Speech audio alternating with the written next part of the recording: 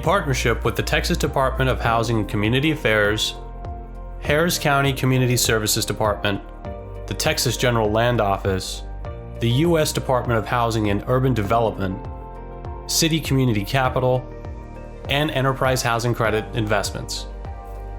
Boulevard Capital is proud to announce the redevelopment of Granada Terrace Apartments, a 156-unit garden-style community located in the city of South Houston. Originally constructed in 1962, the affordable housing community will undergo a comprehensive renovation to critical building systems, unit interiors, and property amenities, substantially extending the longevity of this affordable housing while enhancing the residents' quality of life.